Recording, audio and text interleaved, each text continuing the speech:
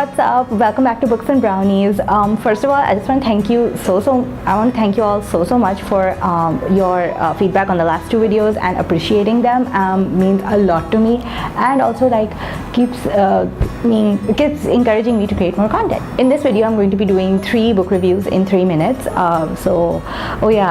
Basically I will try to speak as slowly as possible because I got a feedback that I do talk really fast. So noted. And so let me just jump into the first book review. The first book I'm going to talk about is For Arsenic by Catherine Harkup. It is a study of 14 poisons that Agatha Christie used in her novels to bump off people, and honestly I loved it because I am a huge Agatha Christie fangirl. Honestly, I really enjoyed this very in-depth study in all of the poisons. So the first chapter, she doesn't use all the alphabet, but it's like A is for arsenic, B is for belladonna, C is for cyanide, D is for digitalis, because digitalis, all these poisons occur a lot in her novels. Each chapter is broken down into the root word of the root of the poison, where it came from, what effect it has on the body, the chemical structure of each poison, and what it does in the body to poison it and all, and what causes death eventually. It's like fan fiction, but not fan fiction, you know what I mean, non-fiction fan fiction. Another thing that is very exciting about this book is all the real life cases that probably inspired Christie, or she used her fantastic knowledge of chemistry, because Christie herself was a dispenser, so she knew how medicines and pharmaceuticals worked. So that's another reason that I'm a huge fangirl. Because not only was the woman a fantastic writer, the queen of crime, she could talk about with scientific accuracy what each poison does. So that's makes her pretty badass. So as I was saying, that to talk about real life cases that inspired Christie, sometimes it happened the other way around. The novel that she had written with scientific accuracy ended up inspiring potential murderers to go ahead and poison whoever they wanted to get rid of, and that's kind of interesting and cool. The next book that I'm going to talk about is Eleanor, Oliphant is Completely Fine by Gail Honeyman. I don't know why I randomly decided to read this book, because the title is kind of interesting, and it was actually very good. It lacked in certain. This book is about Eleanor Oliphant, basically, who is someone who is a very. So in the first half of the book, the first third of the book is titled Good Days, then it's Bad Days, and then it's Better Days. So in the good days, it's when Eleanor Oliphant generally has a good day, and you find that she lives alone, she doesn't have any friends, she is very a stickler for habit, but at the same time there's something very dark about her. She's also been through a lot. There has been a fire that destroyed half of her face, so people kind of look at her with pity, but they also don't really know how to respond to her.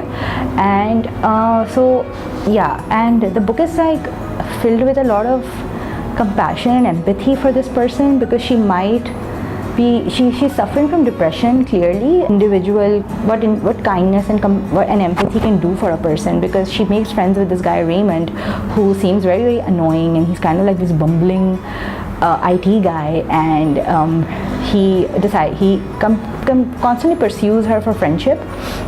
And she's why is this dude all calling me and wanting to talk to me and all of that? And it's really, I don't know, like I said, I thought it was lacking in parts, because sometimes the language just suddenly, it's very childish, it doesn't seem very mature.